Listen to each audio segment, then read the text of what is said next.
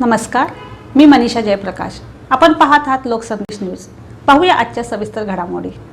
तासगाव तालुक्यातील चिंचणी जिल्हा परिषद मतदारसंघाचे नूतन जिल्हा परिषद सदस्य अक्षय भैया पाटील यांनी सांगली येथील हौसाई वृद्धाश्रमात भेट घेऊन वयोवृद्ध महिलांची विचारपूस केली. यावेळी खासदार रामदासजी आठवले, युथ फाउंडेशनचे संस्थापक अध्यक्ष संदेशभाऊ भंडारे, हौसाई वृद्धाश्रमाचे उपाध्यक्ष जयवंत माळी उपस्थित होते. वृद्धाश्रमाच्या वतीने जिल्हा परिषद निवडणुकीत जिल्ह्यात सर्वाधिक मताधिक्याने विजयी झाले बद्दल सत्कार करण्यात आला. तासगावचे माजी आमदार दिनकर आबांचा नातू अक्षय भैया मनमिळावू आणि कसलाही गर्व नसलेले व्यक्तिमत्व असल्याने त्यांना सगळी मदत करणार आणि त्यांच्या पाठीशी उभे राहणार असल्याचे मत संदेशभाऊ भंडारे यांनी व्यक्त केले. यावेळी चिंचणीचे अजय पाटील, हौसाई वृद्धाश्रमाचे अध्यक्ष सिद्धार्थ कांबळे, अधीक्षक रेखा माळी आदी उपस्थित होते.